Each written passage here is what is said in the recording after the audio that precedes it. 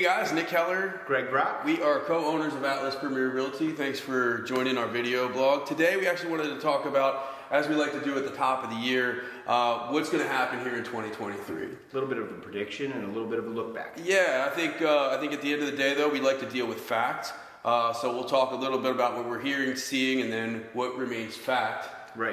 And then, how that impacts you as a consumer. So, last year was a pretty back and forth Dr. Jekyll, Mr. Hyde year. We saw interest rates double, more than double, throughout the course of the year, then kind of stabilize towards the end of the year. Keep in mind, all of this is going to hinge around inflation. Sure. That's why we're seeing what we're seeing. That's why we're seeing the volatility across the economy, but it's also in the real estate industry. So with mortgage rates, they did double last year. The Mortgage Bankers Association is actually forecasting interest rates to drop this year. The key thing to watch is inflation reports, which come out monthly, and then the subsequent treasury markets.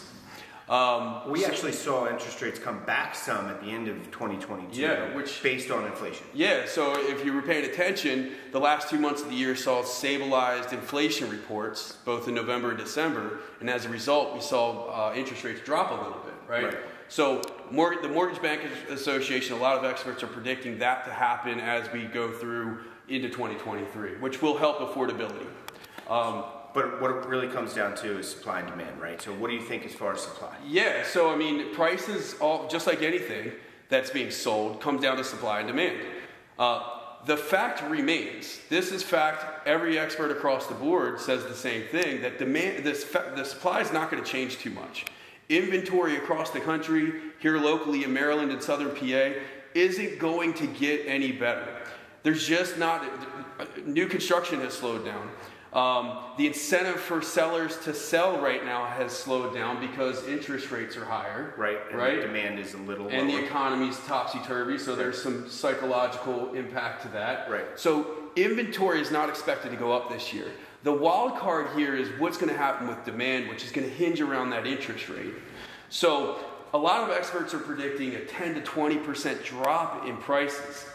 Real estate's very area specific. Here in that Maryland, Southern PA area, I think we're going to see more of a deceleration in home prices. Not a depreciation. Correct. And a lot of that hinges around the job market, which is super tight around this area, and nationally for that matter. Sure.